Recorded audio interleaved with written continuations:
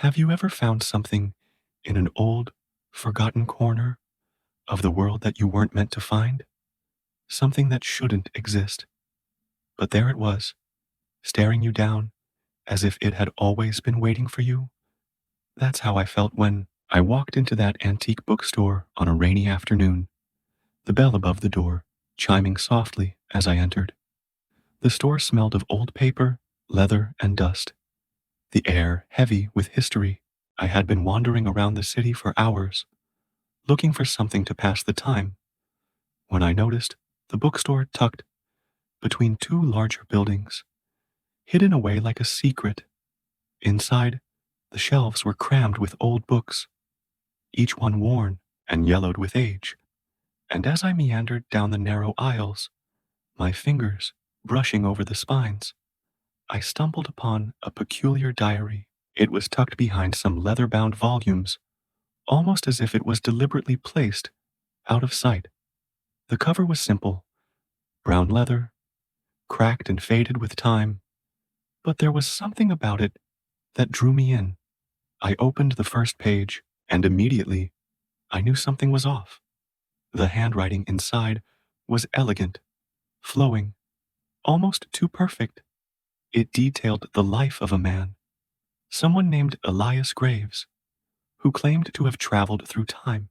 The first few entries were disjointed, filled with vague references to strange places and people, but as I flipped through the pages, something unsettling happened. The entries started describing events that I had just experienced, down to the smallest details.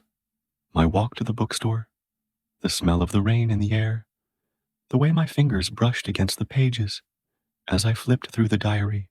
The next day, I decided to return to the bookstore, but as I made my way through the streets, something caught my eye. A car, a silver sedan, was parked along the curb. I didn't recognize it, but in the reflection of the window, I saw something that made my heart stop. A figure standing in the back seat. At first, I thought it was just my imagination, but when I turned back to look, the figure was gone. The feeling that something wasn't right settled deeper in my chest. I went back to the bookstore, my curiosity getting the best of me, and bought the diary. But as I read through it, the entries became more personal, more pointed. They began describing not just my days, but my future. The diary seemed to know everything about me, what I was thinking, what I was planning to do, even things I hadn't shared with anyone.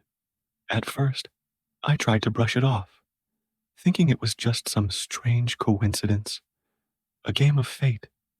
But then, one entry, dated for a day in the future, described my death. It was detailed. My car accident, the way the glass shattered around me, the exact position of my body. The shock that flooded through me was so intense that I nearly dropped the book. I had to know more. I read through every entry, desperate for answers, but the predictions only grew more specific, more chilling. It began to feel as if the diary was controlling my fate, as if Elias Graves had found a way to twist time itself to trap me in his words. The predictions started coming true in subtle ways. Small things at first, like the way I'd feel a certain chill when I walked down the street, or the way I'd hear my name whispered when no one was around. But then, one night, something terrible happened. I was at home, sitting in my apartment, reading the diary, when I noticed a shadow in the corner of the room. At first, I thought it was my mind playing tricks on me, but then it moved, slowly, deliberately, like it had been waiting for me to notice. The shadow stepped out of the corner and into the dim light, revealing a figure. It was Elias Graves. He was standing there, his face pale and gaunt, his eyes wide, with an intensity that seemed to pierce through me. I froze, my heart racing, unable to move or speak. He reached out a hand, slowly, as if to touch me, and in that moment, I realized he wasn't just a figure from a book. He was real. He had come for me. You cannot escape the timeline I've set for you, he said, his voice a hollow whisper. You are part of this now. The fear that gripped me in that instant was unlike anything I had ever felt. I wanted to run, to scream, but my body wouldn't obey. His presence filled the room, heavy and suffocating, as if he was a part of the air itself. I tried to tear myself away, but it was as if the world around me was warping, changing, shifting in ways I couldn't understand. The reflection in the mirror was no longer mine. It was Elias's. His face stared back at me, twisted in a cruel grin. And I realized then, with a sickening jolt, that the diary wasn't just a record of events. It was a map of my life, a life that had already been written, already been sealed. I wasn't just reading the diary, I was living it.